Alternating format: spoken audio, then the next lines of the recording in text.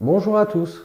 Face à cette situation complètement inattendue et exceptionnelle, en France comme dans le reste du monde, le législateur, dans un souci de protection des citoyens, mais également afin d'essayer d'enrayer la propagation du virus, a décidé la fermeture de la plupart des établissements scolaires, mais également des structures d'accueil pour les jeunes enfants.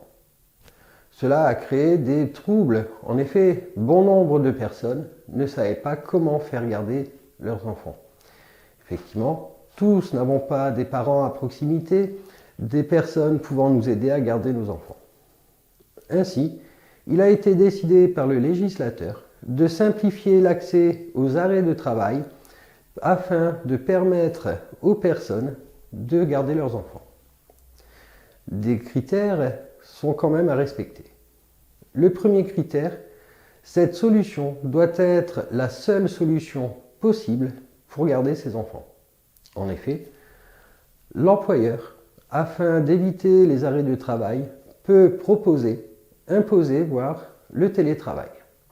Si cette solution n'est pas envisageable, et seulement si l'activité professionnelle du salarié aurait pu continuer, un arrêt de travail pour garde d'enfants est possible.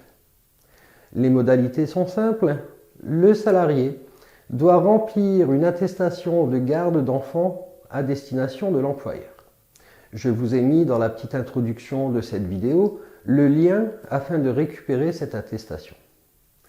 Le salarié va donner son attestation à son employeur et l'employeur va tout simplement saisir cette attestation, effectuer la demande au nom du salarié auprès de la CPAM. Ce congé, avant le 24 mars, était conclu, accordé avec un délai de carence de 3 jours. Aujourd'hui, ou plutôt depuis le 24 mars, ce congé spécial est accordé sans délai de carence. Cela signifie que la CPAM, la Sécurité sociale, prend en charge l'indemnisation des salariés à compter du premier jour d'arrêt.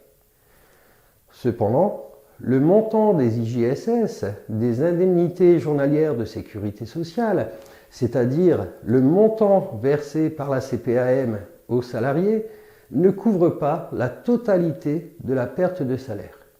Oui, un salarié absent de son poste de travail, on l'a déjà évoqué à plusieurs reprises, l'employeur ne le rémunère pas. Or, ici, une partie de cette perte est prise en charge par la sécurité sociale. L'autre partie de cette indemnité va être prise en charge par l'employeur, au même titre que l'employeur le ferait en cas d'absence pour maladie non professionnelle. Tout dépend des structures, tout dépend des conventions collectives, mais d'une manière générale, le taux de maintien est de 90% pour les 30 premiers jours et 2/3 pour les jours suivants.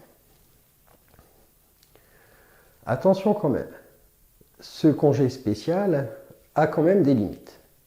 La première limite, c'est que ce congé spécial n'est accordé que pour les enfants de moins de 16 ans ou pour les enfants handicapés.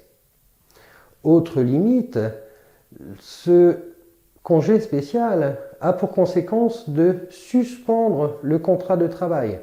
Cela signifie que la durée de ce congé spécial n'entrera pas dans la détermination de l'ancienneté du salarié, mais n'ouvre pas droit non plus, par exemple, au congé payé. Autre point, ce congé est de 21 jours maximum. Il est ensuite à renouveler par l'employeur. Ce congé également ne peut être pris que par l'un des parents ou le parent porteur des droits.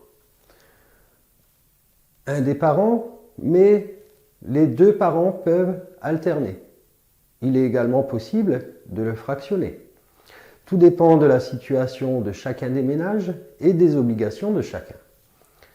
Quoi qu'il en soit, il est fort à parier que ces modalités d'indemnisation, de prise en charge, vont être modifiées à compter du 11 mai. En effet, Il semblerait qu'à compter du 11 mai, les établissements scolaires et les structures d'accueil se mettent à réouvrir progressivement. Il est fort à parier que beaucoup de choses, dont certains éléments dont on a déjà parlé, vont être modulés à compter du 11 mai. Ne vous inquiétez pas, dès que j'aurai plus d'informations, mais des informations officielles, je reviendrai vers vous pour vous apporter ces modifications.